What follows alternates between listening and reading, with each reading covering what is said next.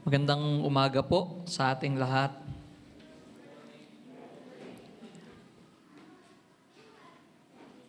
Blessed Lord's Day po. Basahin ko po ang ating pong passage sa Tagalog. Verse 19, ito ang patotoo ni Juan ng suguin ng mga Hudyo ang mga pari at mga Levita mula sa Jerusalem upang siya'y tanungin, sino ka ba? Siya'y nagpahayag at hindi ikinaila kundi sinabing, hindi ako ang Kristo. Siya'y kanilang tinanong, kung gayoy, ikaw ba si Elias? At sinabi niya, hindi ako. Hindi ba ang propeta? At siya'y sumagot, hindi. Sinabi nila sa kanya, sino ka ba? Bigyan mo kami ng isasagot sa mga nagsugo sa amin. Ano ang masasabi mo tungkol sa iyong sarili? Sinabi niya, ako ang tinig ng isang sumisigaw sa ilang na lugar. Tuwirin ninyo ang daan ng Panginoon gaya ng sinabi ng propeta Isias. Sila'y mga sugo buhat sa mga Pariseo. Siya'y tinanong nila, kung gayoy, bakit ka nagbabautismo kung hindi ikaw ang Kristo o si Elias o ang propeta? Sila'y sinagot ni Juan, ako'y nagbabautismo sa tubig, sa gitna ninyo'y may isang nakatayo na hindi ninyo kilala, na pumaparitong kasunod ko at hindi ako karapat-dapat magkalag ng panali ng kanyang sandalyas. Ang mga bagay na ito'y nangyari sa Betanya sa kabilang ibayo ng Jordan na pinagbabautismuhan ni Juan. Ito po ang salita ng Diyos. Ang title po ng ating message sa umagang ito ay The Marks of a True Witness o ang mga marka ng isang tunay na saksi. We talked already about the true witness last time, no? Pero mas makikita pa natin kung ano ba yung itsura nun. Some of us or maybe most of us, halos lahat po sa atin ay nakapunta na sa kasalan. O marami sa atin kinasal na. And you have been to weddings where you see the groom at kasama niya, inaalalayan siya ng kanyang best man. You see the bride at kasama niya ang kanyang bridesmaid at talagang sinasamahan siya sa lahat ng kanyang kailangang gawin. But have you been to weddings na kung saan yung bridesmaid at yung best man, sila yung sentro ng event? Sila yung mas maganda pa at mas pogi pa doon sa ikakasal. Sila po yung mas punong abala in such a way na sila yung nag-aagaw ng atensyon. And to us, hindi normal yon, tama?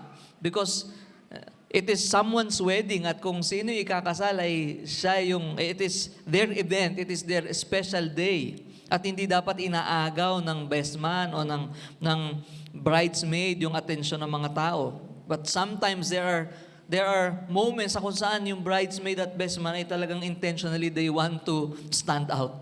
No? Pero hindi yun ang tama, no? Hindi yun ang normal. And, or have you ever watched movies kung saan yung mga supporting roles, sila yung mas maraming exposure o mas mahabang linya? Pero hindi gano'n, no? Usually, yung supporting roles ay nakakatulong lang para lumabas pa yung ganda ng role nung mga lead, no? Yung mga bida. But here, we see someone who understands his role na binigay ng Panginoon. Someone who knows where he should be, what he should say, kung hanggang saan lang siya, at kung ano ang dapat na pinagtutuunan niya. We will be talking about, again, John the Baptist. Nagkaroon na tayo ng konting intro last time, but we will talk more about this man. And as a review, tayo po'y nag-aral na from verse 1 to 18 ng John. Nakita po natin yung eternal word, no? Sabi nga natin, unlike the other Gospels, Matthew, Mark, Luke, na kung saan makikita mo yung iba ay nagsimula sa genealogy ng Panginoong Jesucristo. Yung iba ay andun na agad papunta na agad sa babautismo ng Panginoong Jesucristo. Yung iba ay kung paanong ibinalita ng anghel kay Maria na siya'y magbubuntis. But here, beyond that, we see how it started from eternity. Diba? John chapter 1, verse 1, in the beginning was the Word. The Word was with God, the Word was God. So we see the eternal Word, uncreated, self-sufficient, self-sustained, walang simula, walang hangganan, hindi dependent, hindi ginawa, hindi mas mababa sa Diyos Ama. The eternal Word, who is also the agent of creation, and we can say, the creator also of all things. Walang nilikha na nilikha kundi sa pamamagitan niya. And at the same time, we see that the eternal Word is God, and with God, we see, dun pa lang, it is shown that there are persons, no? Of the Trinity. One God, three persons. We see the same eternal Word is the eternal light shining in darkness, na kung saan sa Kanya rin ang buhay. At itong same person who is the bearer of light, we will be talking about Him today, ay siya rin yung nagtuturo patungkol sa kung sino talaga yung ilaw. The same eternal Word is the same eternal light, and that eternal Word, nakita natin last week, was made flesh. Siyang Diyos ay naging tao without ceasing to be God. Hindi natapos, hindi huminto ang kanyang pagiging Diyos. No? Kaya nga sabi natin last time, when He became man, not by subtraction, not in such a way na siya'y naging tao at nawala yung kanyang pagiging Diyos, but by addition. No? Two natures, the divine and the human. Truly God, truly man. The second person of the Trinity. And in Him is grace and truth. No? Nakita natin na kung saan we can be gracious and grow in grace, but we will never be the embodiment of grace. We can preach the truth, we can have the truth, believe the truth, stand on the truth, but we will never be the truth. But Jesus Christ, the eternal Word, is grace and truth. At hindi naglalaban yung dalawa. We can sometimes be gracious and compromise truth.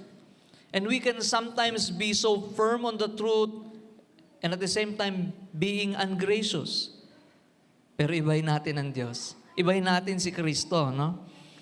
And at the same time, we see, ang sabi ng LSB dun sa verse 18, He explained God.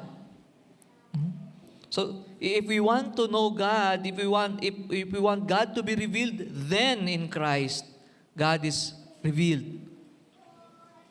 If we want to know God, to know Christ is to know God. So that is what we call the prologue. So theological, no? Theological yung ating mga napagdaanan last time. We see the eternity, kung sino itong eternal Word, siya'y Diyos. Nakita natin doon yung Trinity, distinct siya sa Father, hindi yung anak yung Father at yung Father yung anak. We see that He is the Creator. We see everything theological, so majestic, and the prologue, so theological and majestic, almost like standing on a mountain peak looking at eternity. So, from the perspective of eternity, now, pagdating sa verse 19, nagkaroon ng pagbabago, no? The camera shifts from eternity into history. From theology into the narrative. There is confrontation. From heavenly glory into earthly investigation, interrogation. Kaya naman makikita natin how John began his historical record of this gospel. Paano? Dun sa verse 19. After nung theological, now historical, verse 19, this is the testimony of John. Bakit kaya yun ang sinasabi ni John the Apostle patungkol kay John the Baptist? So magkaiba po yun, malinaw na sa atin ito, no? John the Apostle wrote it, and in this chapter, he's talking about John the Baptist. So bakit niya sinabi yun? Because John's purpose is clear. Babalikan po natin ulit, John 20:31, let's not forget. Ano yung purpose ni John the Apostle sa kanyang pagsusulat? These have been written, John 20:31, these have been written so that you may believe that Jesus is the Christ, the Son of God. Lagi nating aalalahanin yon sa ating pag-aaral, napakahalaga. Because it will always bring us back to the reason why we study. Basahin ko po ng buo. Sabi niya, but these things are written so that you may believe that Jesus is the Christ, the Son of God, and that by believing you may have life in His name. So isang bagay na napakahalaga ay sinulat ito ni John para patunayan na itong eternal word ay talagang He became flesh. Siya'y dumating. Siya'y namuhay kasama ng kanyang mga nilikha. He really came. He really lived. And there are witnesses. So kailangan yun, mahalaga yun because we have to see that there are evidences that He really came. Kaya may witnesses, di ba? Mahalaga yung witness bilang patunay. Testimony bilang patunay. And ang maganda doon, those who believe, there are things that you can believe pero after nun, wala namang idudulot sa yung mabigat, di ba? May mga bagay na alam akong nandun sa kabilang area na yon pero hindi naman ako maliligtas nun. But this thing, when we believe truly that Jesus Christ is the Messiah, the Son of God, mayroong kaakibat. By believing, ano sabi? You may have life in His name. Not physical life, not prosperous life financially, not life that is healthy physically, but eternal life. Saan daw? In His name. So mahalaga yung evidence. Mahalaga yung evidence. Kaya yun po yung sinusulat ni John the Apostle, no? So what does he do first? He calls his first witness. Doon siya nagsimula. So ito po yung first witness. The first witness to testify that Jesus is the Christ is John the Baptist. And John the Baptist is the last Old Testament prophet and the first New Testament preacher. Kaya sabi niya ba, he is the hinge. No? Sa Tagalog, ginagamit natin bisagra. No? He is. And what we see in this passage is this, a true witness humbly denies self-exaltation and boldly exalts Christ. And may we not just study it as something historical, but may this work in our hearts na masasabi rin natin na sa biyaya ng Panginoon, as we know Christ, we also become true witnesses of who He is, what He has done. And we are also humbled, denying ourselves and exalting only Christ. Before that, let's go to God in prayer. Father in heaven, marami pong salamat sa umagang ito that you are so gracious to bring us in this place. Dinala niyo po kami rito sa inyong biyaya, sa inyong habag. Even to just wake up this morning is pure grace. We don't deserve anything good in this life for we have sinned against the Holy God.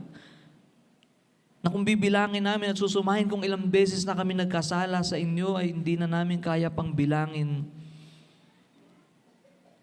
Yet to be here is a reminder na ito pong tinatamasa namin ay kagandahang loob nyo lamang. We don't deserve this. We can never demand this. But may we see this as grace, and even this time, ito pong oras na to, Panginoon, na biyaya nyo sa amin to once again read your word, listen to your word, know you deeper is your grace also to us. May you work in our hearts. Tulungan niyo po kami na hindi po kami ma-distract, hindi po kami tamarin, hindi po kami antukin, hindi po kami mainip, kundi magkaroon ng kabigatan sa amin. For what is being preached today is not opinion, but it is heavenly. It is your word.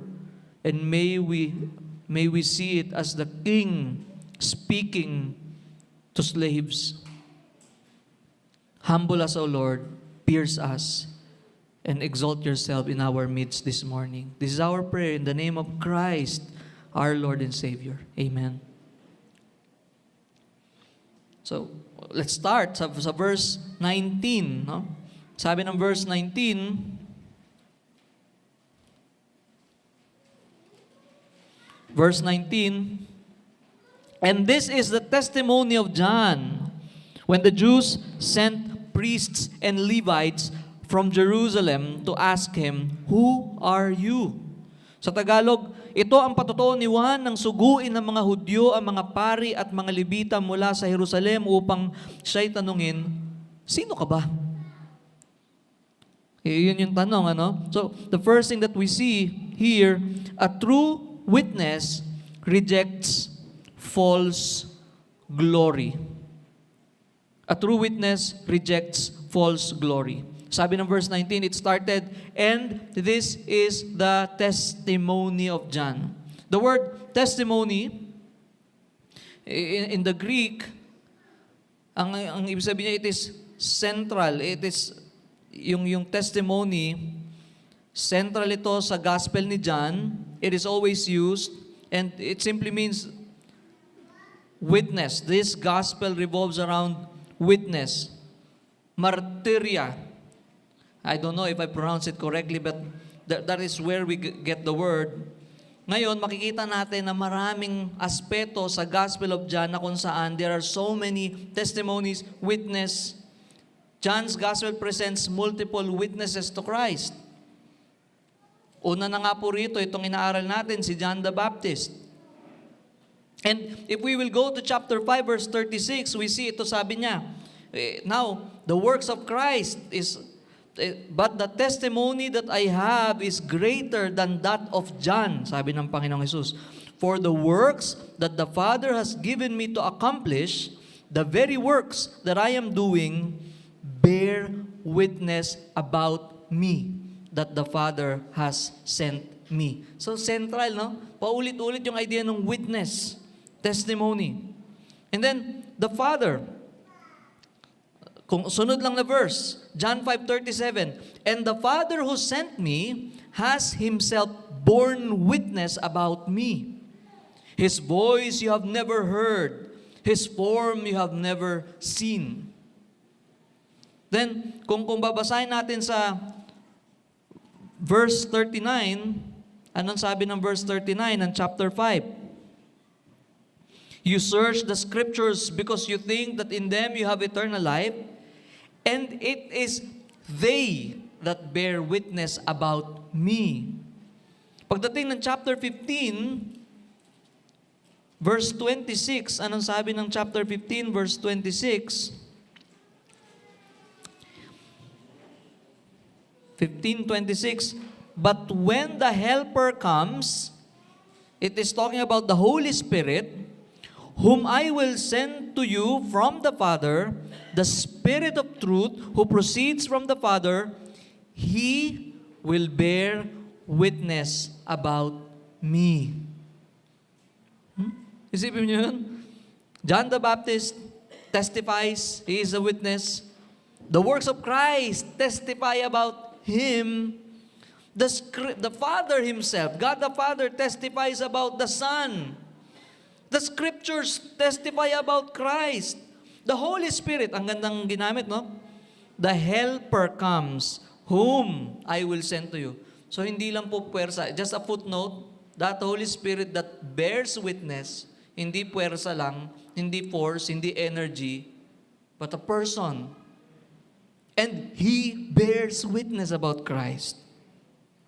And the disciples, chapter 15, verse 27, anong sabi? And you also will bear witness. Bakit daw? Because you have been with me from the beginning. Punong-puno, ano? So John's Gospel presents multiple witnesses to Christ. Kaya yun talaga yung pinaglalaban ni John dito na marami sa atin, ang dami nating alam patungkol sa Gospel of John, mga patsi-patsing verses. But if we will not get yung kanyang purpose sa pagsusulat, we will miss out his point. Kaya napakahalaga sa atin yun, no? So maraming witnesses testifying patungkol sa eternal word that became flesh. Siya ang Diyos na naging tao without ceasing to be God. Hindi natapos ang kanyang pagiging Diyos na siya naging tao. Is truly God, truly man. And He came, He lived, He even died for the sins of sinners, to save sinners from their sins. Ito'y mga ebidensya. Ito'y mga patotoo so that we may believe. And by believing, we will have life. So Christian faith, malinaw, in John's Gospel, hindi po blind mysticism. It is built upon sworn testimony. Can you imagine, dalawa nga lang na testigo, matibay ng patotoo. Pero para ipakita sa atin na napakarami mga testigong nagpapatotoo patungkol dito sa Kristong ito, it is foolishness for us to still end up doubting, not believing the authenticity of Christ, who is the Son of God. So Christian faith is filled with evidences. This verse introduces the first formal examination of that testimony. Kaya po yung term na to para siyang courtroom language. The Gospel of John reads like a legal case for the identity of Jesus Christ. Kaya po marami po ngayon would say they know Christ, but only as a teacher, only as a prophet, only as a man, God but not man, man but not God, half God, half man. Siya yung ama na naging anak, at kung ano-ano pa. But to miss His true identity is to miss Him altogether and to miss eternity. So napakalaga po nito. To miss eternity with God. Because all of us, we will have eternity. It's either damnation or life. So napakalaga nito. Now, we see a true witness rejects false glory. Now we see paano natin makikita yun? No? It started with this investigation sa verse 19. That investigation begins, and this is the testimony of John when the Jews sent priests and Levites from Jerusalem to ask him, "Who are you?" Pinadala ng mga Hudyo, ito mga pare at mga Levita, galing sa Jerusalem para lang tanungin, sino ka? And this is not casual curiosity. Isipin mo, pupunta ka doon parang, sino ka? There is a reason why they are asking that. They are sent. So this is an official delegation. Mahalaga. Mahalaga yung tanong na ito na kailangan nila ng sagot. To be clear, yung Jews po na ito na ginamit, when the Jews sent priests, yung Jews, in John's Gospel, almost always refers to the religious leadership. Hindi po siya general na parang, pag sinabing Pilipino, generally baka Pinoy citizens. But here, it is talking about religious leaders. The establishment centered in Jerusalem. Here, this does not refer to, again, Jewish people in general, but religious leaders. And sino yung pinadala ng mga religious leaders na ito? Priests, which are the religious representatives, and the Levites, which are the temple assistants, even temple guards, para silang nagko-control, nagpapatrol. And Jerusalem, mahalaga rin po ito, dapat din natin ma-overlook when the Jews sent priests and Levites from Jerusalem to ask him. When we say Jerusalem, it was the religious center of Judaism. So this emphasizes institutional authority. It emphasizes temple control. It emphasizes religious teachings. To them, ito dapat ang katuruan.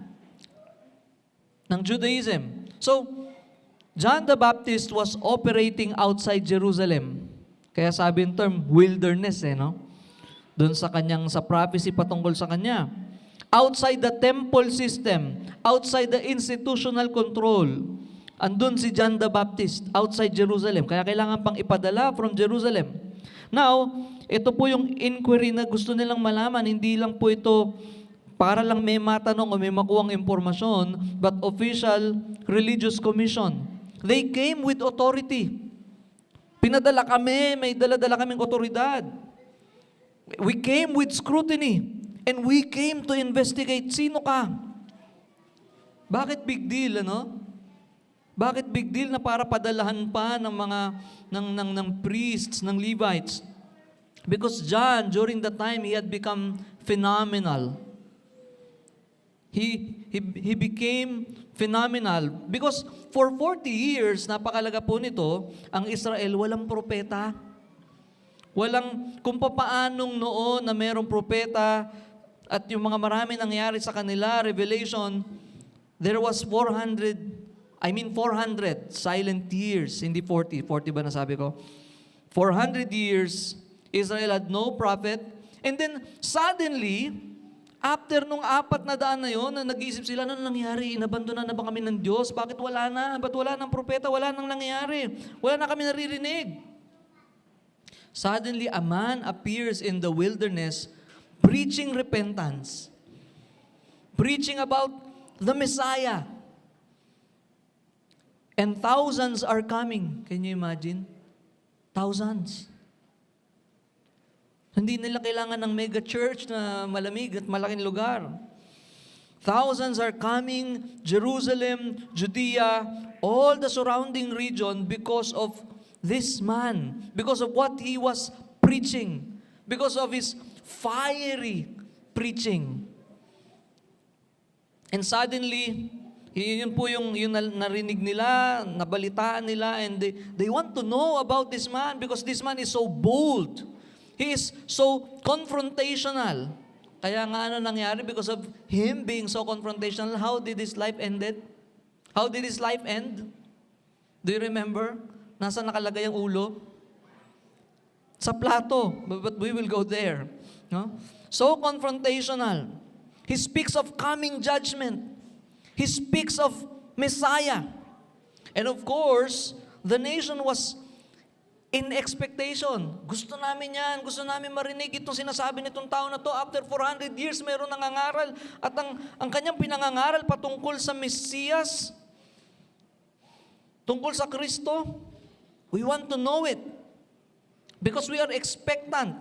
Kaya sabi ng Luke 3:15, as the people were in expectation, and all were questioning in their hearts concerning John, whether he might be the Christ. So people were in expectation, and all were questioning in their hearts. So that's how phenomenal itong ministry nitong tao na to. There was widespread messianic expectation. And so, these religious authorities asked, sino ka? And behind it, ang gusto lang natin, ikaw ba yung Messiah?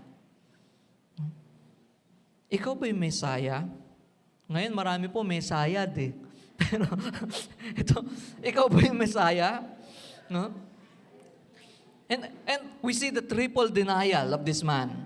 Sabi ng verse 20, tinanong, no? Pinadala from Jerusalem, pinadala ng mga Jewish, mga religious leaders, priests, Levites. They asked him. Now, he responded, verse 20, the triple denial, I would say, he confessed and did not deny, but confessed.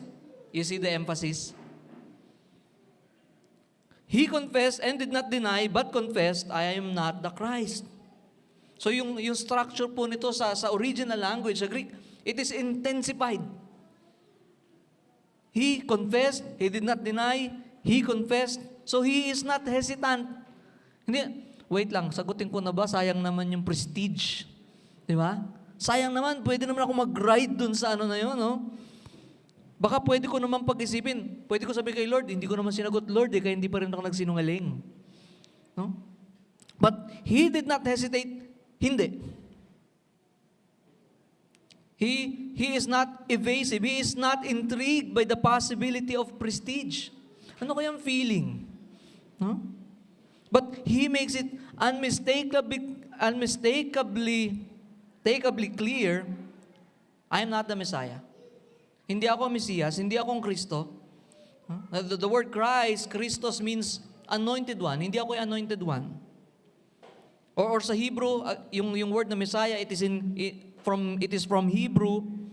And the Jewish expectation is this. They're waiting for that Davidic king. Sa 2 Samuel 7, we talked about that nung December series. They are waiting for the deliverer like Moses. Sa Deuteronomy chapter 18, verse 15, they are waiting for that conquering ruler. They're waiting for that suffering servant. Although less commonly understood itong Isaiah 53, but they're waiting for that. They're expectant. People were expecting, pero ito'y nakakalungkot because they want national liberation. Because they are occupied by Rome. No? Sila po'y under the Roman Empire. So there is political tension. It was so high. And John's preaching had authority and urgency. Isipin nyo, nangangaral si John, ang kanyang, kanyang suot? Leather belt, camel's hair, ano yung kanyang kinakain? And actually, kung titingnan natin sa 2 Kings chapter 1 verse 8, parang si Elijah ito ah. 'Di ba? Nung nakita nila yung get up, nung nakita nila yung get up nitong taong ito, hindi kaya si Elijah ito? Baka siya yung hinihintay natin na pagbabalik ni Elijah. And he was preaching repentance with prophetic boldness. Kumbaga kay Martin Lloyd-Jones, logic on fire. He was preaching on fire. No? Hindi siya yung monotonous lang na, basta darating, bahala na kayo kung anong gusto nyo. There is weight. Dahil seryoso yung kanyang pinangangaral dito. And it was natural for people to wonder, siya na nga kaya? Siya na nga kaya yun? Pero ang sagot ni John, napakasimple, I am not. Hindi ako. And if we will think about that, if we will be honest among ourselves, di ba? Sa panahon pa natin na mahilig tayo sa padrino, mahilig tayo sa mga koneksyon, the temptation that he could have faced, isipin mo, crowds are so large, these people are so excited, the expectation is real. Kung loko-loko siya, pwede niyang pag-uutusan niyo ng kung anong gusto niya, susundin siya nun eh. If he had simply allowed ambiguity, he could have ignited a national movement actually. But he shuts it down immediately. Pwede niyang gamitin. Sa bagay, marami na naniniwala sa amin, pwede namin pagtulungan tong political agenda na to. No? But he shuts it down immediately. I am not. You see? That is a faithful witness rejecting false glory. And they press further. Hindi pa kami tapos. Verse 21. And they asked him. Ano sabi ng verse 21?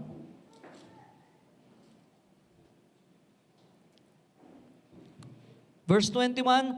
And they asked him, what then? If you're not the Christ, kung hindi ikaw ang Kristo, ano pala? Ikaw ba si Elijah? Anong sagot? I am not. Are you the prophet? And he answered, no.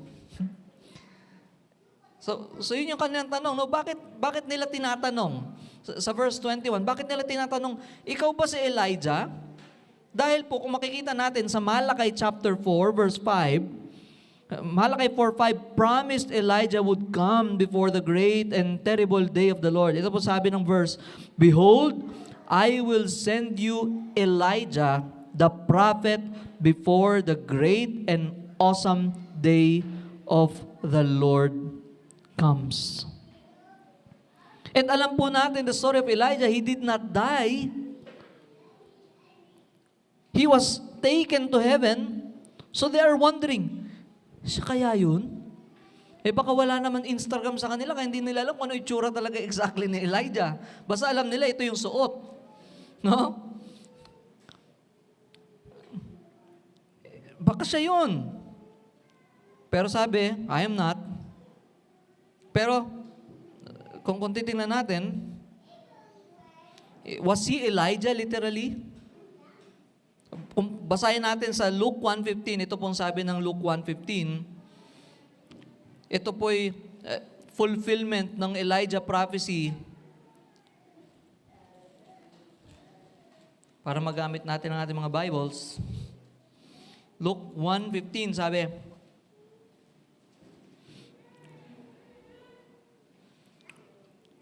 "For he will be great before the Lord,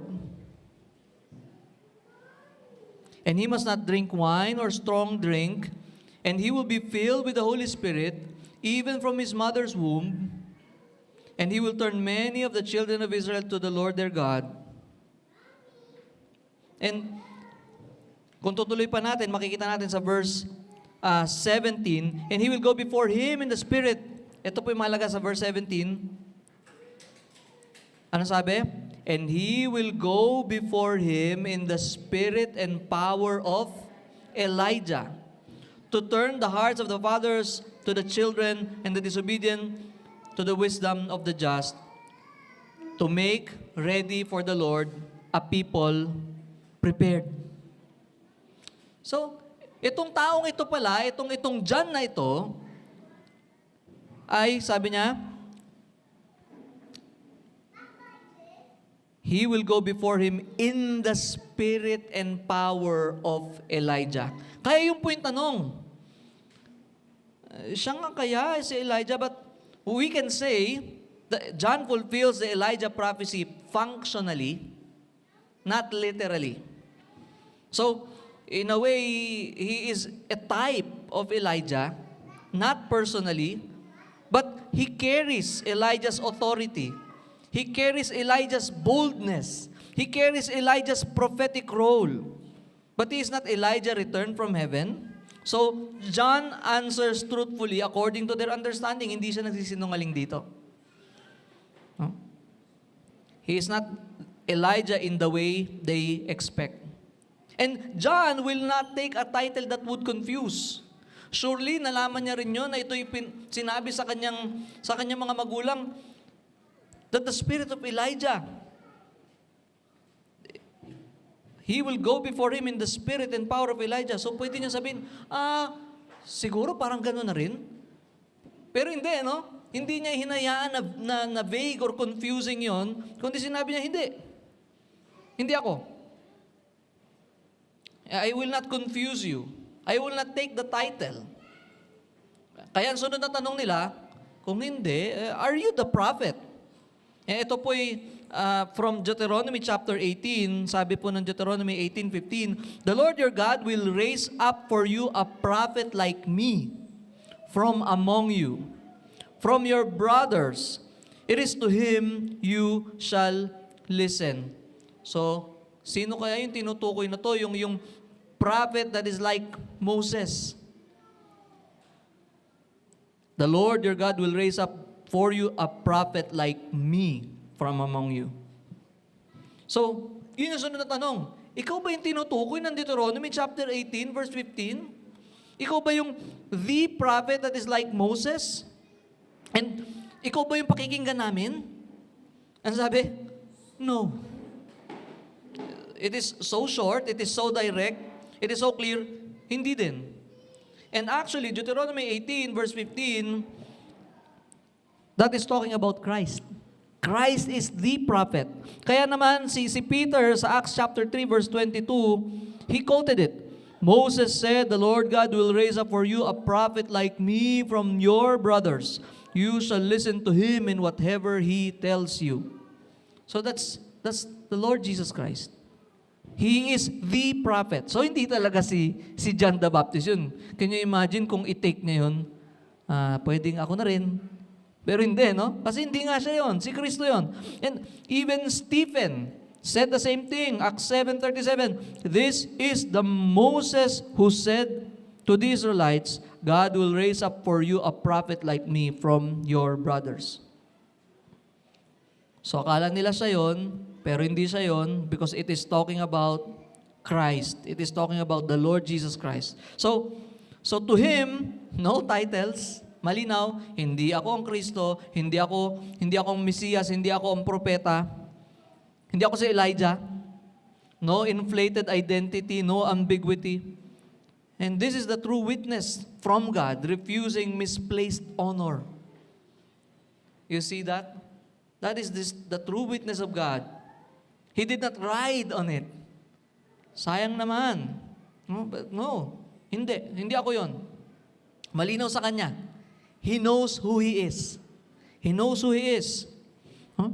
So, the second thing that we see, kung kanina, a true witness, sabi ko, a true witness rejects false glory. He did not take some of it, kahit na merong may ngilan-ngilan doon na functionally naman. Pero no, hindi ako yon. Now, the second thing that we see, that a true witness defines himself by Scripture. A true witness defines himself by Scripture.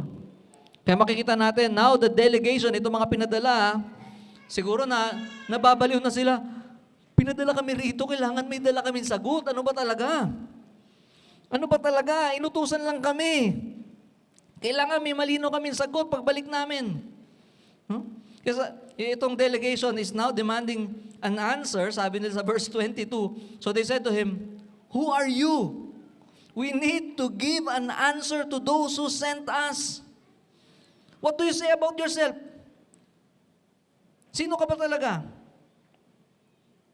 So after John denies, he is not the Christ, he is not Elijah, he is not the prophet, now they are frustrated. They are frustrated. Kailangan namin meron kami may report.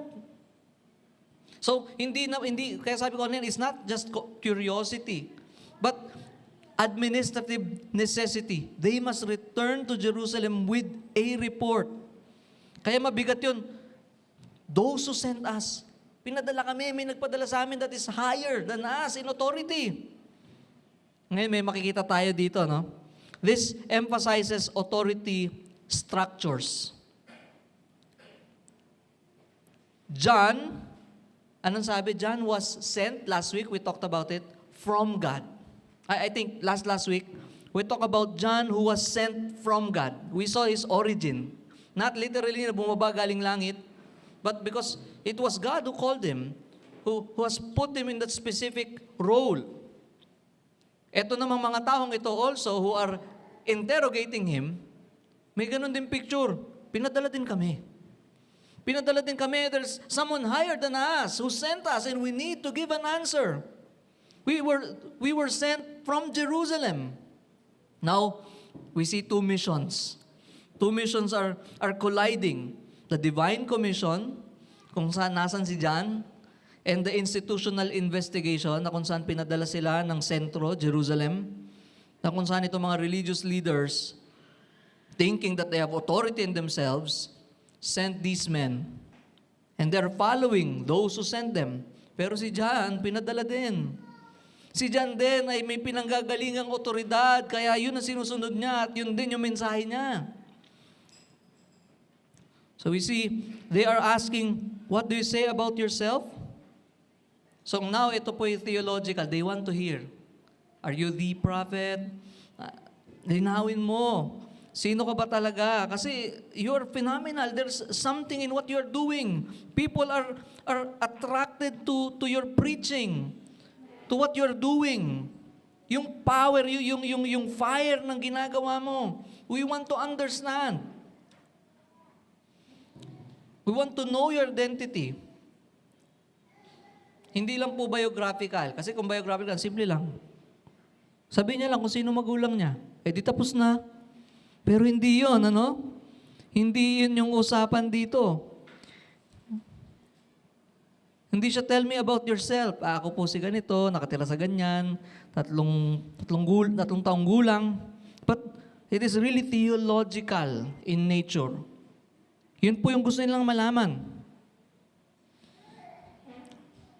They're asking, on what authority do you act? Mabigat yun, ano? So kung hindi ka pala yung Mesias, hindi ka pala si Elijah, hindi ka pala yung prophet, saan authority ka? Sino ka para nangangaral ka ng ganyan dito? At nagbabautismo ka pa. On what authority do you act? Or under what prophetic category do you operate? What is your theological identity? What do you testify about yourself? But clearly, dadaanan natin pagdating natin sa chapter 5:31, no? Ironically, in this gospel, same sa Gospel of John, ang Panginoong Jesucristo po ang sasabihin niya sa 5:31, if I bear witness of myself, my witness is not true.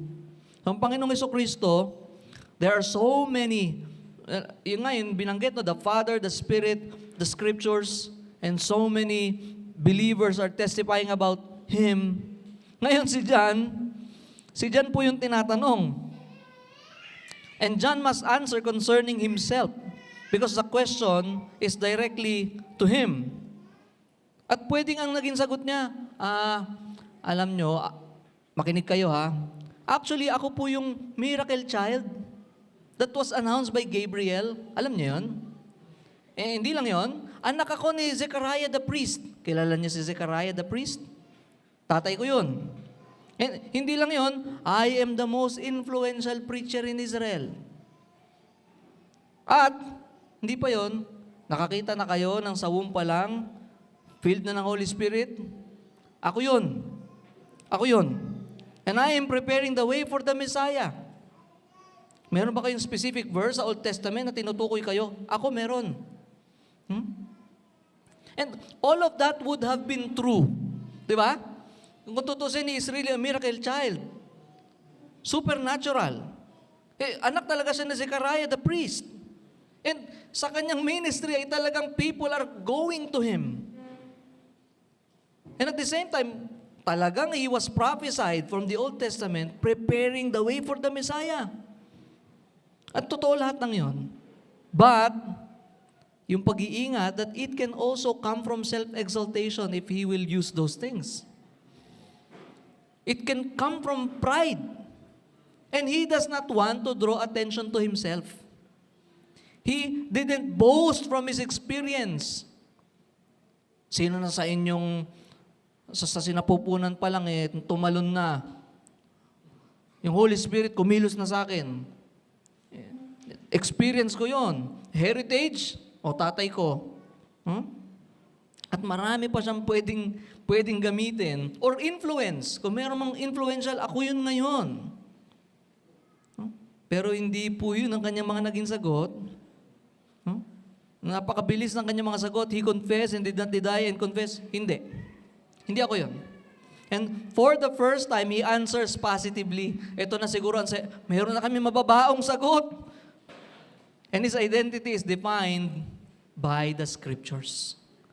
Yung kanyang, kung sino siya, no, yung tanong sa kanya, doon lang din siya humugot ng kung sino siya. Sabi ni John sa verse 23, so we see John's scripture definition of himself. He said, I am the voice of one crying out in the wilderness, make straight the way of the Lord, as the prophet Isaiah said.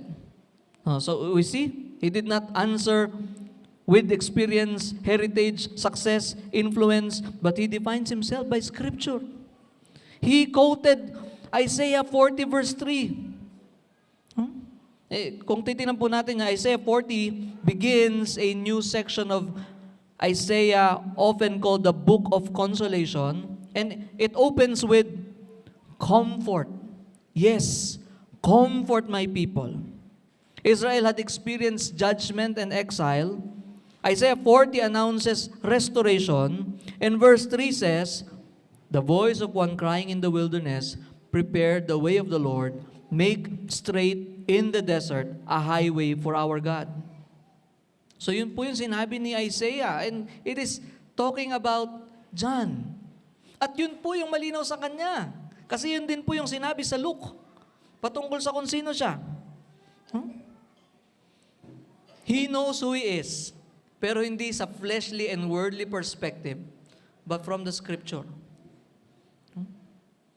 And in ancient Near Eastern culture, when a king was coming, kaya po ito yung picture nun. Ano bang point niyan? Voice of one crying in the wilderness, prepare the way for the Lord. Make straight in the desert highway of our God. Sa ancient Near Eastern culture, when a king was coming, workers would clear debris, would straighten roads, they would fill valleys, they would level obstacles. And it symbolized preparation for royal arrival. May darating na hari, so kailangan gawin lahat ng to, tanggalin yung mga debris. Kailangan i-diretso yung daan. Merong road widening. No? Nagkakaroon ng asphalt relay. Hindi po yun. Ano? So, there is royal arrival. And Isaiah prophesied that one day, God Himself would come to deliver His people. And before that divine visitation, bago yung divine visitation, a voice would announce preparation. Meron pong boses na siyang mag-aanunsyo ng paghahandang yun. At na sinasabi ni John, that voice is me. And kung sa atin, ano kaya yun? Kayabangan ba yun? But actually, it is still profoundly humble. He does not say, alam niya yung lugar niya eh. How did the book start? The Word. Eternal Word. Hindi niya sinabi, ako yung Word. Ang sabi niya lang, ako yung boses. In John 1:1, Jesus is introduced the Logos, the Word. John the Baptist is not the Word. He is merely a voice that carries the Word. Huh?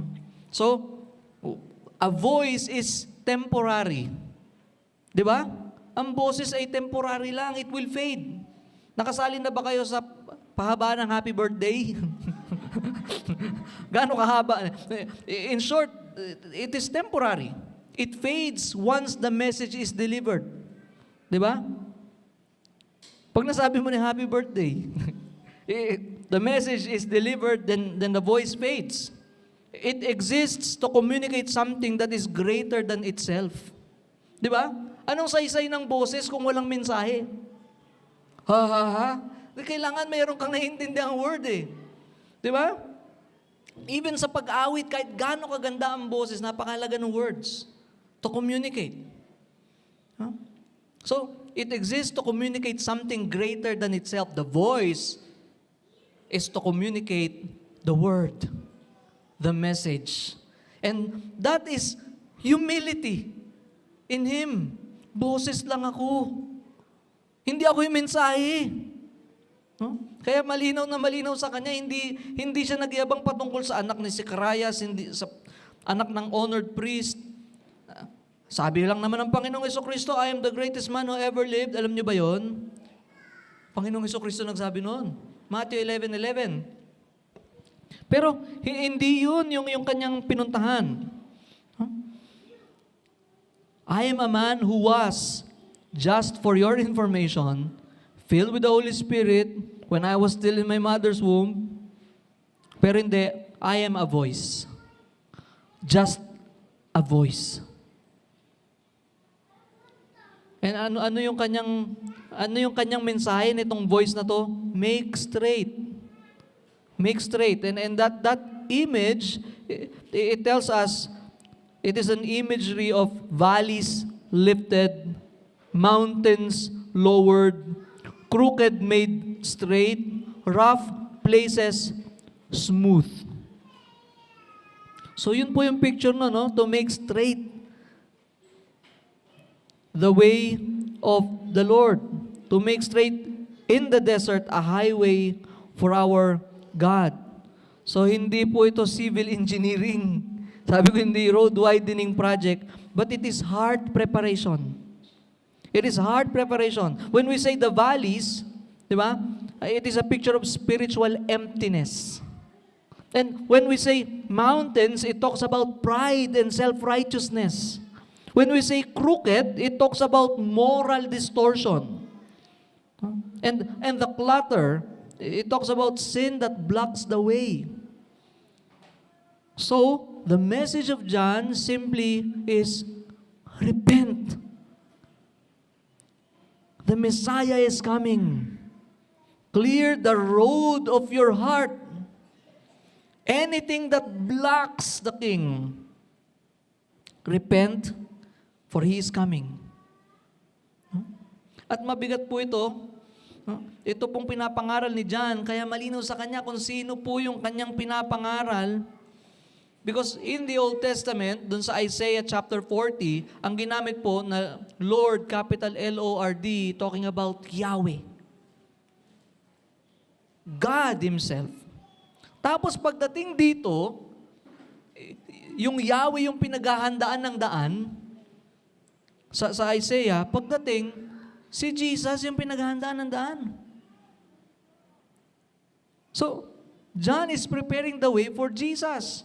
If Isaiah talks about Yahweh, John is talking about Jesus, and they're talking about the same person, napakalinaw po that Jesus Christ is God. He is the Yahweh of Isaiah 40. The one whose way is prepared is the Lord Himself. Isipin niyo kung gaano kabigat yon. John is not merely introducing a teacher, an esteemed person na tao rin naman, mas mataas lang ng konti ng posisyon, but he is announcing divine visitation. The God who is to come. The God-man, Christ Jesus. Kaya po malinaw sa Kanya, no? And ang napakagandang picture no? Marami siyang pwedeng gamitin na mga bagay to answer those questions. Pwede siya mapuno. Alam mo, ang kulit mo eh. Ilalatag ko na sa iyo yung credential ko para matigil ka. And He can do that dahil marami mga bagay na talagang totoong galing sa Diyos patungkol sa Kanya. But we know that's fleshly. We know that it is now from pride or flesh. Pero bumalik siya sa Scripture. Bumalik siya sa Scripture. Because He knows God. Because of His understanding of who God is, kung sino itong Diyos na ito, na nag-prophesy patungkol sa Kanya kung paano siya gagamitin, at yun din yung darating, doon din siya bumabalik. He defines me. He defines my identity. He defines my role. And you know, if you don't know God, you will always define yourself based on what you have achieved in this life. Based on your heritage. Lolo ko si ganito, lola ko si ganyan. Boss ko si ganito, boss ko sa ganyan. Ang dami kong pera sa bangko. Wala ka pa sa kalingkingan ko, naranasan ko to, naranasan ko yan. If John would use that well, my ministry is flourishing. But he went back to the Scripture. Scripture will define my call. Scripture will define who I am. I am just a voice. I am not the word. I am not the message. Bakit ba ako yung pinupuntirya nyo? Ba't ako yung gusto nyong pag-usapan? Hindi ako. Boses lang ako. Kaya malinaw sa Kanya, the third thing that we see, a true witness exalts Christ above Himself. No? Bumalik ulit, verse 24, the same, the question of the authority. Huh? Now they had been sent from the Pharisees. Medyo mas naging specific na. Huh? Verse 24, earlier we saw that they were priests and Levites from Jerusalem. Now, kanino sila connected? Pharisees. Nabukayo na, alam na namin kung sino nagpadala sa inyo. And this matters. Bakit? The Pharisees are strict interpreters of the law. Mali lang ang kanilang hermeneutics. To them, they are guardians of religious tradition. To them, we are the influential among the people. Isipin nyo, merong intimidation. And they are highly concerned with ritual purity. So, hindi po ito curiosity, but to them, they are just becoming doctrinal watchdogs. So, ang concern po nila, hindi lang patungkol sa kung sino si John, pero sa kanila, kaninong otoridad ka ba? No? Whose authority are you acting from? No? And kaya nagtanong na sila. No? Sa verse 24,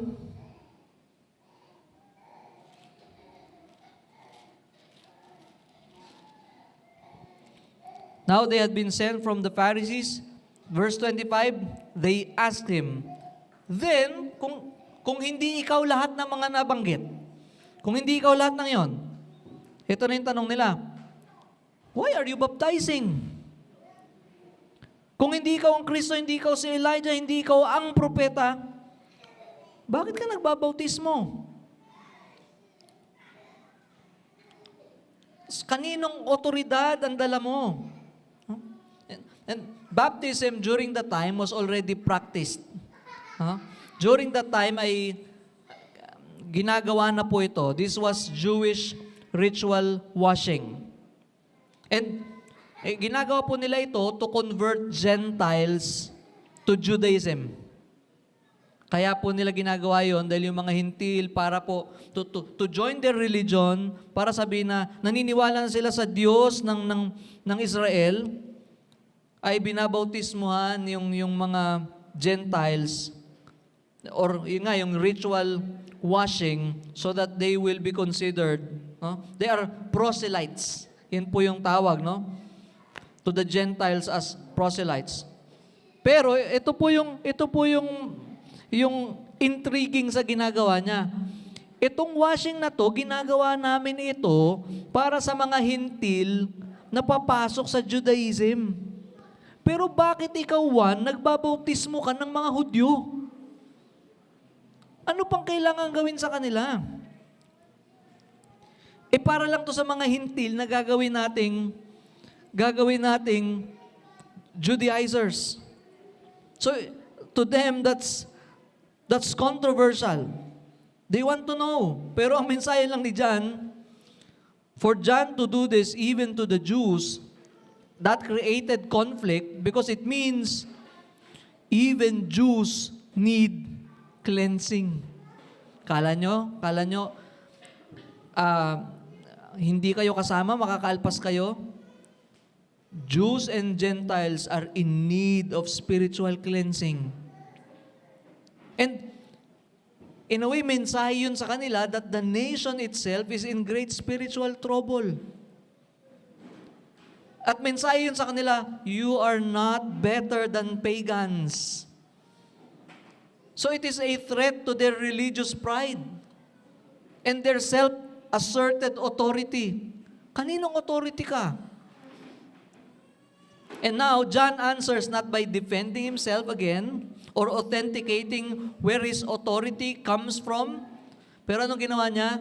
He redirected the attention. Anong naging sagot niya sa verse 26? John answered them, I baptize with water, but among you stands one you do not know. Siguro talagang baliw na sila, hindi pa rin nila makuha yung sagot nila. Ako, nababautismo ako sa tubig, that's external. I do external washing. This is baptism of repentance. This is preparatory. No? Preparing them to believe the coming Messiah.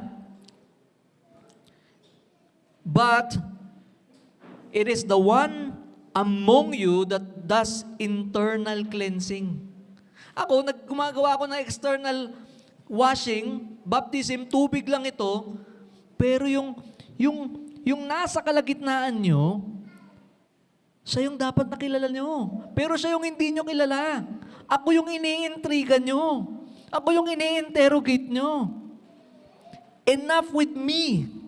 Enough with all the things about me. Nire-redirect niya.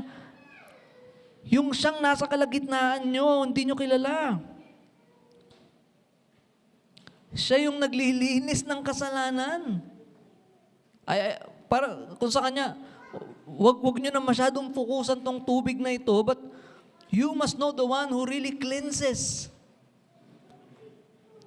who is the one who does real purification. The one who's in him there is washing of regeneration. Because he will baptize with the Holy Spirit. The one you should be knowing is the one whom you do not know. Yung dapat nyong kinikilala, yung hindi nyo kilala.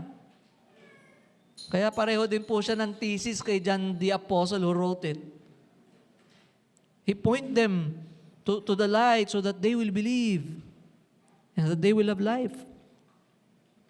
So, consistent siya, no? Nire-redirect niya to the real authority.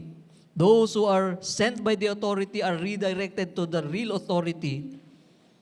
Siyang hindi nyo kilala na siyang tunay na nakapaglilinis.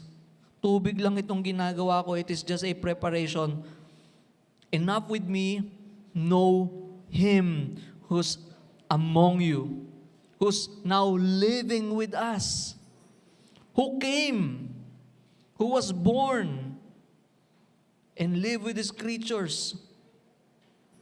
Siya yung dapat nyo makilala. And sa atin napakalaga rin nun, ano? We might be too curious and too intrigued with so many things. Lahat ng bagay na tinatanong nila ay surrounding the Messiah. Elijah, the prophet, the Christ, baptism, cleansing, but they've missed out the main point. They are missing out the real deal. They don't know the one whom they are supposed to know. And we can be like that. We can be so zealous. Tayo sobrang dedicated sa ating pagiging relihiyoso. Sa mga bagay na marami nating ginagawa. O sa mga bagay na bigat natin while minimizing the one who should be maximized. That is Jesus. That is Jesus. And they missed that.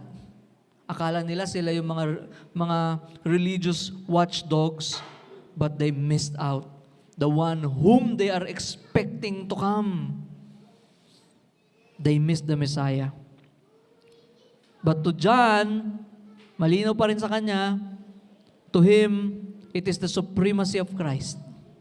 And to him, it is the humility of Him that is brought about by the supremacy of Christ. You can fake humility, you know that. Diba? Kung alam niyo yung homebodies, makakakita kayo doon ng mga humble brag. Pinapakita nila yung bago nilang gawang magandang bahay o kung ano man. Sabi niya, not to brag but to inspire. Huh? But we can do that. We can be like that. In our flesh, we can pretend to be humble, but true humility only is when we understand that Christ is supreme. It's when we understand who He is and we will be minimized. We will fade in the background. But that is our problem. We are filled with pride. We are filled with ourselves. We also have our Trinity, me, myself, and I. But to John, it is Christ who is supreme. To John, it is Christ who is the message, who is the Word, who is the Messiah, who is the Son of God, who is the expected King. And that is humility. Kaya ang kanyang sagot, after niya sabihin, ako nagbabautismo sa tubig, pero yung nasa kalagitnaan nyo, hindi nyo kilala, even He who comes after me.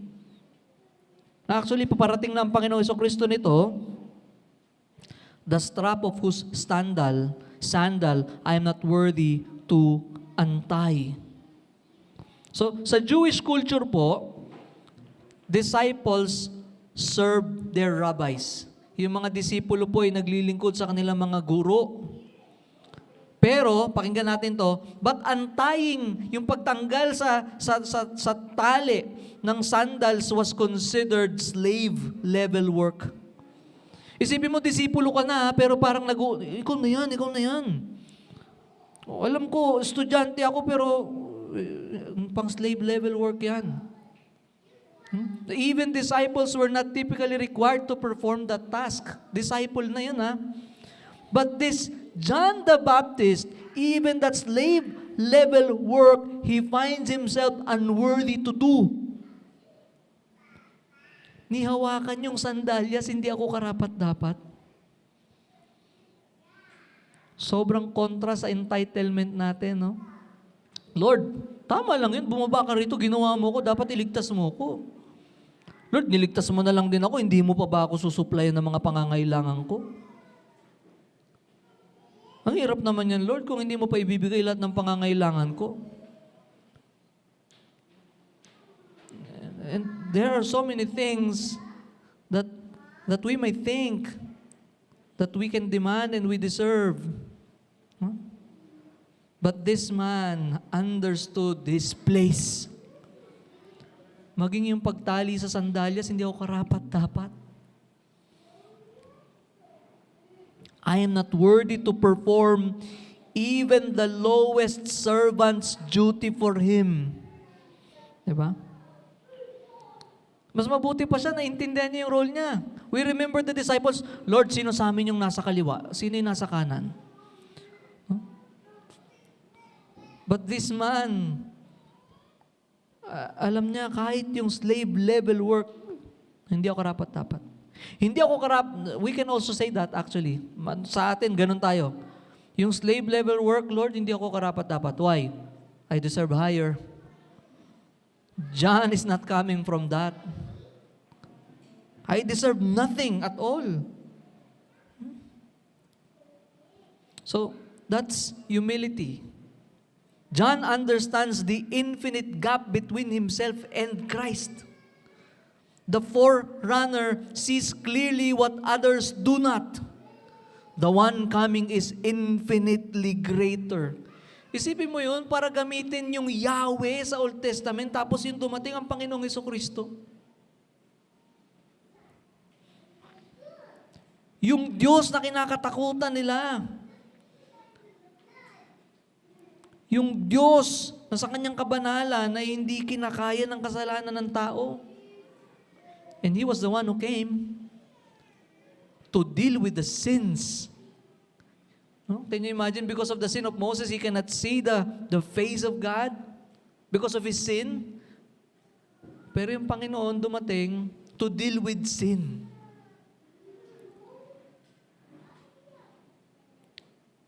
Kaya kay John, malinaw sa kanya, understanding who he is. Hindi niya rin sinabi, kamag-anak ko yan. Kamag-anak ko yan. Hindi. I'm not worthy to untie even the sandals. I am just a voice. He is the word. I am a voice. He is the message. I am just a messenger. He is the center. He is the Lord. I am a slave.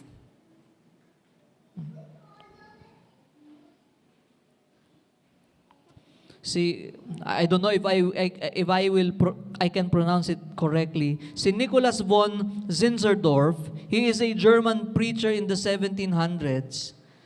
At ito po yung sabi niya. He is known for this line. Preach the gospel, die, and be forgotten.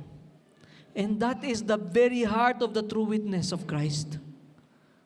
If you understand your place, if you understand who He is, kung talagang siya yung natatanghal sa buhay mo, you understand, my goal simply is to preach the gospel, to die, and be forgotten. And sometimes even preachers would preach kahit totoo naman yung tinuturo, pero ang isip nila, dapat makapag-iwan ako ng legacy. Gagawin ko lahat, talagang maglilingkod ako at magpapagal ako, pero sana maalala nilang pangalan ko. It's not our task. And tayo, ganyan tayo, di ba? Pag hindi tayo napapansin, parang feeling natin, hindi ako pinansin ni ganito. Madali tayong sumama ang loob kasi kailangan feeling natin dapat pinapansin tayo. The question is, do you know your place as you look to Christ?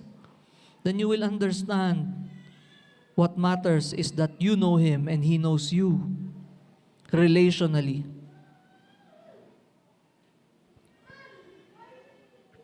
And this is what's ironic, no? Maraming tao ganon, they are building their empires here. They are trying to build their religious empire. When God is often most likely, those who do that for their own sake are forgotten. Or the worst is, they are remembered, but shamefully remembered. Di ba? Marami tayong maalala mga tao na sila'y naalala pero sa kahihiyan. Sa kabilang banda, God is often most likely to preserve the memory of those who care the least about being remembered. Ang Diyos ang nagbe-bless sa ministry o sa testimony ng mga tao na hindi yun ang kanilang priority. If our priority is, Lord, I don't have to be remembered. I want your name to be known, to be proclaimed, to be believed, to be trusted, to be exalted. Kahit di na nila maalala yung pangalan ko, maalala nila yung ibinahagi ko kasi yun yung nakaliligtas. Pero sa atin, dapat lagay mo yung pangalan ko dyan, ha? Dapat mayroon akong ambag dyan, ha? John is not like that. He understands the Lord, the Messiah. He knows Him. No? When you try to make a name for yourself, when you try to build your own legacy, I believe God will not bless that. God can use that to shame you. No? And John didn't care about being remembered. He said, remember what I am saying. Parang yun yung sinasabi niya. I am a voice crying in the wilderness, and here He comes. Here He comes. When He comes, I fade to black. I'm gone. Pwede nang ilagay ang ulo ko sa plato. No? Even when His disciples, the men that He had been investing in, nagkaroon ng mga followers si John. These disciples na pinag-investan niya, they started to follow Jesus. And He didn't say, huwag niyo kakalimutan, naalala niyo, ang tagal ko kayong sinamahan, ha? Na-bless din kayo sa akin kahit papano. No. Ang point niya sa kanila, no, go, follow Him. Because the whole reason I'm doing this is so that you would follow Him. That you will behold Him. That you will look to Him. That you will follow Him. At yun yung mensahe ni John. Day one ay, anong sinasabi niya? We see the consistency. Doon lang umiikot, doon sa look to Him, follow Him. He's here. Huh? He is here. Behold Him, follow Him. And He's been preaching the same message. That the Messiah is coming. Behold Him, follow Him. He's here. And sa Kanya mga disipulo, malinaw yon. Ginawa ko ang lahat ng ginawa ko, hindi para sa akin, but for you to follow Him. So if we want to be used by God, one of the first prerequisites, again, if we want to be used by God, one of the first prerequisites is to forget about yourself. Ang daling sabihin, no? Ang daling sabihin, pero in our flesh, it's so hard. That's why it's so important for us to once again behold Him. Behold Him. And if you are locked up in His glory and beauty, you will forget yourself. Nalilimutan mo, hindi pala ikaw yung important guy, hindi ikaw yung VIP.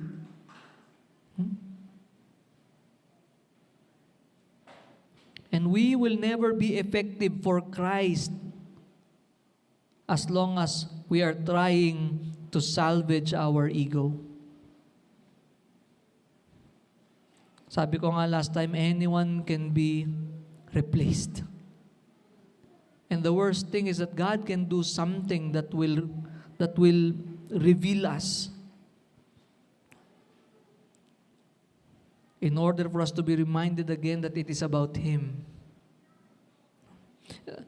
Ito po hindi exactly, no, pero part ng preaching ni Johnny Ardavanis, ito sabi niya, even Paul the Apostle understands who he is to Christ. Paul said he saw himself as a slave of Jesus Christ, an under-rower. Picture a ship. So maisip natin yung ship, no? Then picture beneath the ship, in the belly of it, slaves were with their hands just pulling, heave, going wherever the captain commands. And Paul didn't say, you know what, I wrote half of the New Testament. I must be the first. But clearly, it's like Paul is saying, he understands he's a slave. If you want to know how I see myself, I am under the deck, just rowing where my king tells me to row. And that is the mindset of a faithful witness. Isipin mo, yes, nandun ka sa ship, pero nandun ka sa hindi kita. Sometimes sa atin, I'm willing to serve you as long as kasama ako sa picture.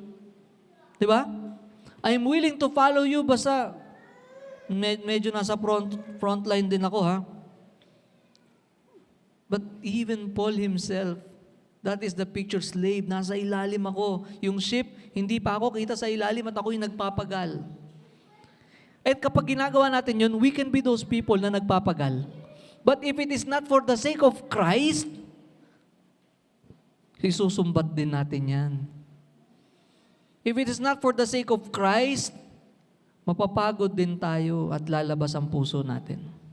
But if it is because of beholding Christ, the Lamb of God, it is because of the beauty of Christ that causes us, Lord, I'm just a slave, ikaw ang bida. There is joy in serving Him. There is joy in proclaiming Him. Tuloy ko po, ito pa excerpt pa rin po ito, no? Pero hindi word per word. So, that's the mindset of the faithful witness. I am nothing, Christ is everything. And John said he wasn't even worthy to untie Jesus' sandals, a task so low that even disciples weren't required to do. That was the work of the lowest servant. And John is so clear, I am not even worthy of it. That's humility. That's self-forgetfulness. May tamang self-forgetfulness. Huh?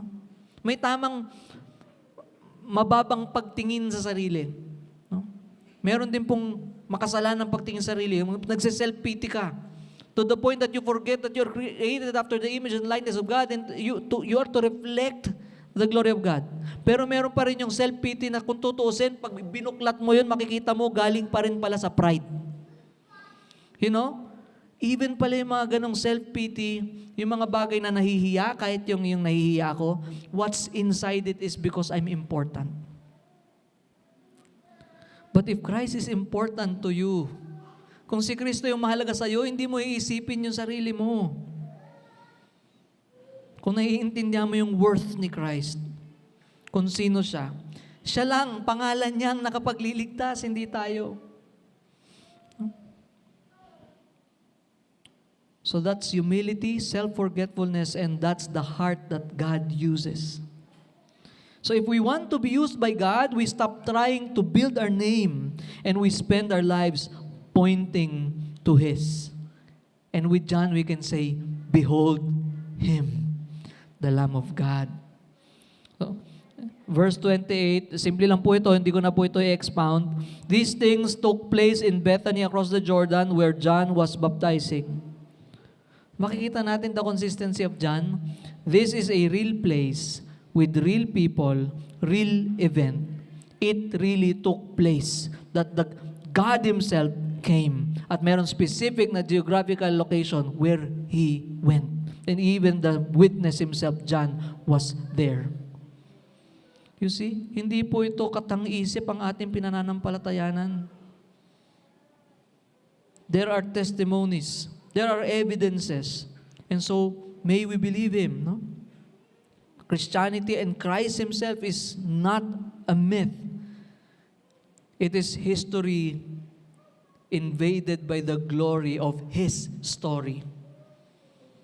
The eternal Word stepped into geography. Can you imagine that?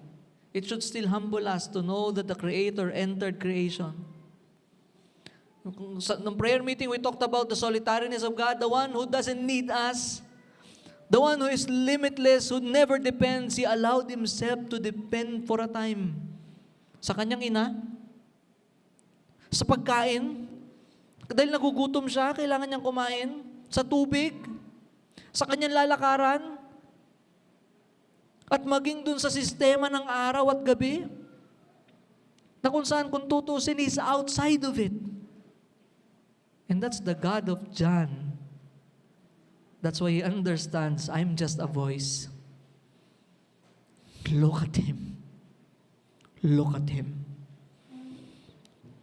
I just like to leave with us itong, yung simpleng linya na yun ni Nicholas von Zinzendorf. You don't have to be a preacher, pastor, nasa pulpito para sabihin na magme-make sense lang sa akin yung preach the gospel, because we are to live for the gospel, to walk in a manner worthy of the gospel, to live for the gospel, to be grateful for the gospel, to share the gospel, to display the power of the gospel in our lives. And in those truths, may we say, preach the gospel, die, and be forgotten. Sabi ng Panginoong Jesucristo, Matthew 11:11, truly I say to you, among those born of women, there has arisen no one greater than John the Baptist. But John the Baptist denied everything about himself. Yet coming from the mouth of his message, Jesus Christ, let him recognize you, but that's none of your business. In your life, he must be recognized. Sabi ni J.C. Ryle, true ministers of Christ are content to be nothing so long as Christ is all. Is He? Sabi ni D.A. Carson, John's greatness is seen not in what he claims for himself, but in what he refuses to claim. And I pray that we are all called to be His witnesses. And I pray that we will be true witnesses, understanding our place and understanding His place in our lives. And it will only make sense to you if you have understood that you are a sinner, makasalanan ka. Makasalanan tayong lahat. We have sinned against the Holy God. Yung Lord, L-O-R-D, capital L-O-R-D, yung Yahweh ng Old Testament. Nagkasala tayo sa Kanya, and He is just, and so hindi Niya palalagpasin ang kasalanan. That one day He will deal with every sin, and we will be all accountable before that God. Maging yung mga sikreto sa utak natin na iniisip natin na mabuti tayo kasi wala tayong mga physical na ginagawa, but God sees what's in our minds, what's in our hearts. And we will give accountable one day. And we understand we are all sinners. And so if we still think that we can do something about it, that we have the ways in our hands, meron tayong pwedeng gawing kaparaanan para makaalpas sa paghuhukom ng Diyos na nagawa natin ng kasalanan. Let's not forget na yung Diyos na yon, He is omnipotent. Siya ay makapangyarihang Diyos. Lagi lang natin ginagamit yung omnipotence niya pagpatungkol sa mga bagay na magbebenepisyo tayo. But that reality is also applied to the reality that when He deals with sin, He will use His omnipotence. And He will deal with sin. Can you imagine kung yung creator of that universe will be against you? Saan ka makakatago? But that same God who is just, who is righteous, who is so powerful, who will surely righteously judge, justly judge every sin, siya rin po yung pinaghandaan ni John the Baptist ng pagdating. The Lord of Isaiah, the Yahweh of Isaiah is the same, the Lamb of God that John the Baptist preached. Ba siya dumating? Para siya yung maging alay so that He will become the Lamb. Para tayo mapatawad, para sa paglilinis ng kasalanan, kailangan ng buhay.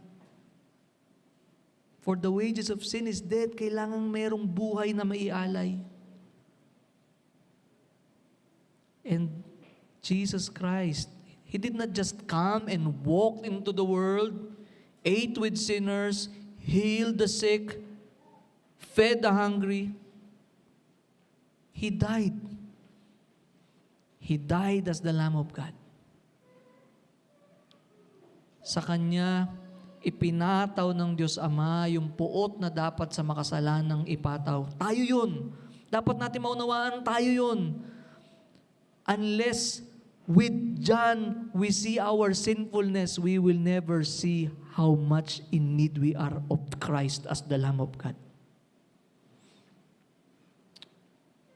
Unless we understand yung kung sino siya at kung anong kanyang ginawa, na tanging sa kanyang kamatayan at muling pagkabuhay lamang ang ating kaligtasan, hindi sa mabubuti mong gawa, hindi sa pagpapakabait mo, hindi ikaw may hawak ng titulo ng kaligtasan or else noon pa nawala mo na yun. Kundi nasa Diyos. And if you understand what He did for you and what He is still doing in you, through you and for you, maintindihan mo, salamat nga Panginoon, this is not about me. It is about you. You saved me for your glory. And thank you because you, O glorious God, it is your pure love that was demonstrated on that cross. That while we were yet sinners, Christ died for us. Unless we understand that, malibang maunawaan natin yun, natanggapin natin sa puso natin, na si Kristo nga ang tanging Diyos, ang tanging Panginoon na tagapagligtas, na tanging ang Kanyang ginawa lamang ang makapagliligtas sa iyo at hindi ang iyong gagawin, hindi ang iyong mga ginawa. Hindi mo kailangang magtala ng listahan ng lahat ng mga ginawa mo para maligtas ka, kundi yung ginawa ni Kristo lang ang kasapatan ng kaligtasan mo.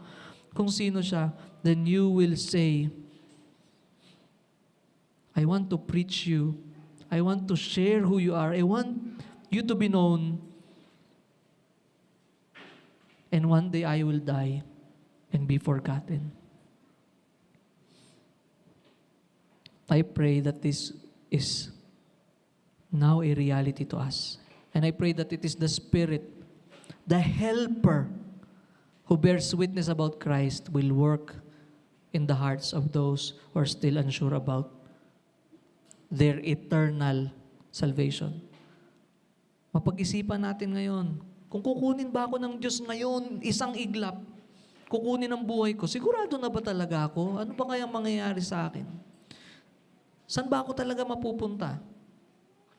Tatanggapin ba ako ng Diyos sa Kanyang kaharian? Now the question is, ano bang pinagkakatiwalaan mo para makasigurado kang makakapasok ka sa kaharian ng Diyos? Kapag ka meron pa rin katiting na dagdag mo doon, then it simply means you're not trusting Christ enough.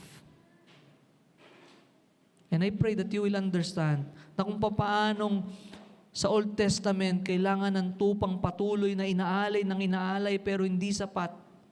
Si Kristo ang kordero ng Diyos, na sa kanyang pagkamatay, pagkalibing at muling pagkabuhay, yun ay sapat na. Sabi ng Hebrews, once and for all. Hindi na kailangang ulit-ulitin pa sa pagtitiwala mo sa Kanya, pinatawad ng kasalanan mo, past, present, and future. Because He is not just the Lamb of men, but He is the Lamb of God. Kordero siya ng Diyos.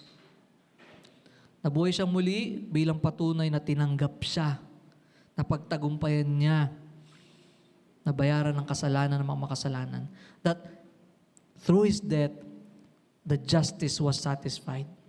The wrath of God was satisfied. Kaya may kapatawaran sa atin. We cannot just claim forgiveness unless we understand that we can receive free forgiveness because someone paid for it. And that is Jesus. Not with money, but with His life. The infinite God came, became man, died on the cross. He did not pretend na siya'y namatay, but He truly died. He really suffered. He was buried and He rose again on the third day. And by trusting Him and in what He has done as sufficient, wala ka nang idadagdag. The promise of God is that in His name, you will have life. That is the very thesis of John the Apostle. He is the Son of God. He is the Christ. And by believing, you will have life. I pray that the Spirit will be the one to open our eyes to see His glory, to see our sinfulness and our need for a Savior. And Christ is that Savior. Father in heaven, marami pong salamat sa inyong mensahe. Salamat po sa inyo pong ginamit na inyong tapat na instrumento. Thank you, Lord, that you have shown us kung paano si John the Baptist, he understood his place. He understood where he is supposed to be. He understood that he is not the message, but he is just a voice crying out in the wilderness.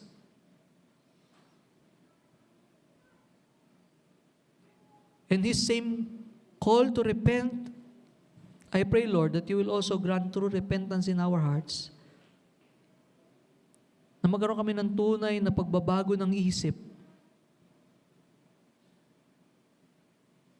Na tunay namin makita na hindi ang aming mga gagawin o ginawa ang magliligtas sa amin. Wala kaming ambag ni katiting, kundi si Kristo lamang at ang kanyang ginawa ang paraan para kami maligtas. That His death, it is to save us once and for all. Naway, bilang mga tinubos na, bilang mga napatawad na, bilang mga meron ng tunay na relasyon sa Diyos at kaligtasan, dahil kay Kristo, masabi rin namin that there is one goal in life, to preach the gospel, to die, and be forgotten for the glory of God. This is our prayer in Christ's name. Amen.